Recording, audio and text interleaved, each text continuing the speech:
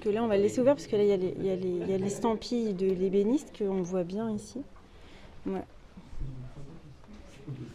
Sinon, de l'autre côté. Ah oui, et toute la partie... Pardon. C'est Antoine Foulet. C'est Voilà. ça, oui, là, vous les avez.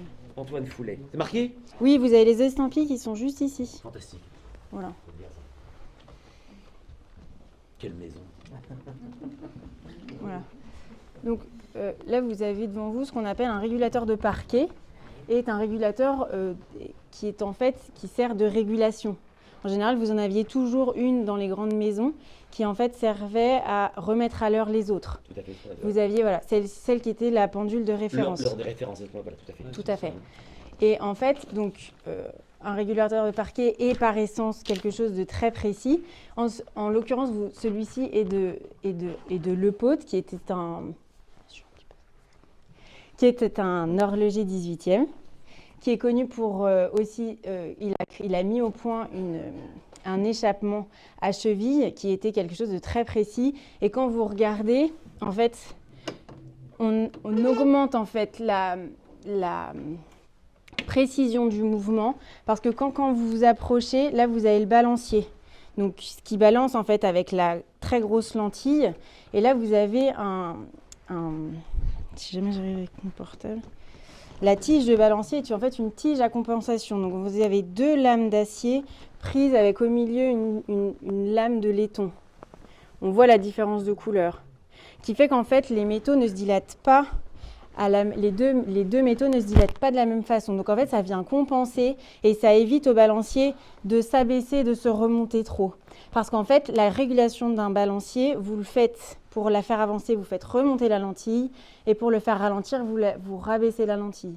Donc une fois qu'elle est réglée, cette compensation évite une déformation excessive. Là, on voit bien, en fait, alors je ne peux pas ouvrir exactement, mais pour le remontage des poids, vous avez un poids et un contrepoids. Vous avez plusieurs systèmes. Dans certaines pendules, vous avez un système à clé.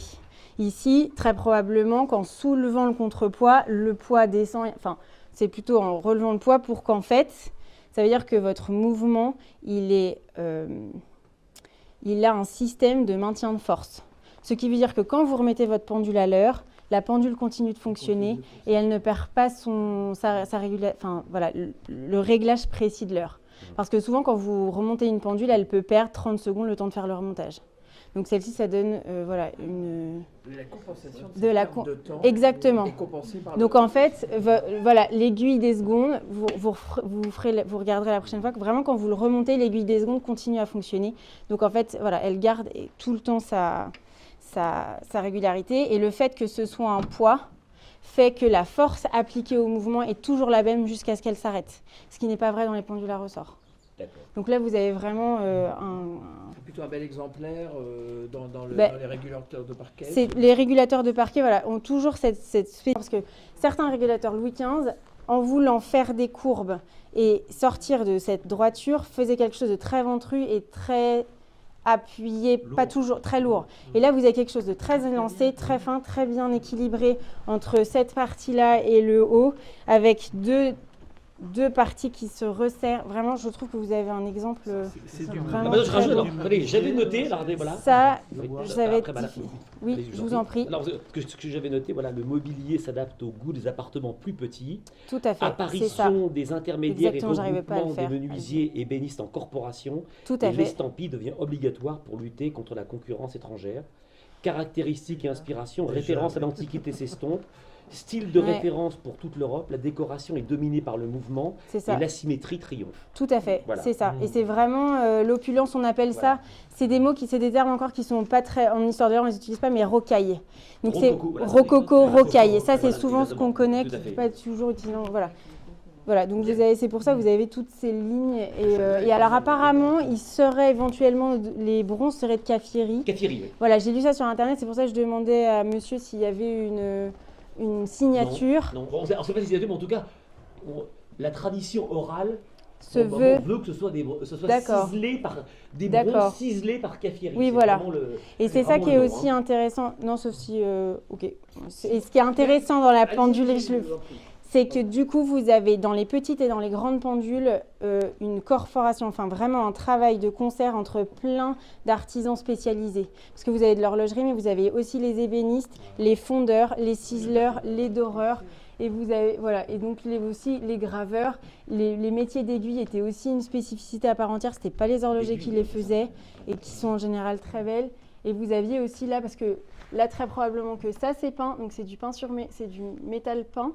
Et la face de ligne, il doit y avoir une empreinte d'argent posée. J'ai pas bien vu ce que c'était, mais voilà. Donc vous avez vraiment souvent, c'est un chef-d'œuvre de plusieurs métiers. Là, vous avez souvent des maintiens de force. Donc voilà, ça fait vraiment. C'est pour ça qu'on les appelle régulateurs, c'est qu'ils ont toutes ces complications qui font que ça reste très précis. Et donc là, ce qui est intéressant aussi dans le cadran, c'est que vous avez un calendrier. Donc vous avez les heures et les minutes sur le cadran extérieur, qui est en fait, ça c'est du laiton argenté. Et donc, très probablement que ça devait être gravé ou peint. Non, ça doit être peint. Et c'est pour ça en fait que le cadran est assez terni, parce qu'en fait, l'argent s'oxyde très fort à l'air. Donc avec le temps, c'est pour ça qu'en fait, il a pris cette couleur, ce noirci, voilà. C'est une forme d'oxydation. Vous avez les secondes avec la partie juste au-dessus. Il devait y avoir une gravure, je vois des restes de noir, donc ça devait être quelque chose de décoratif au milieu. Là, vous avez les phases de lune, et là, vous avez donc le quantième et les jours. Donc, vous avez vraiment un calendrier très précis. Voilà. Et les phases de lune, en général, on mettait souvent dans les pendules de parquet une phase de lune pour avoir cette indication de lune, pour connaître si on partait, s'il y avait de la lumière. Et alors après, quand on était plus proche de la mer, c'était pour plutôt les marées. Et donc après, donc là, vous avez vraiment, donc on est au 18e, et vous avez vraiment un exemple typique de régulateur de parquet Louis XV. Vraiment typique dans la période, avec toute cette recherche de courbes et c'est vraiment le siècle des bronzes dorés, la qualité des courbes. Voilà.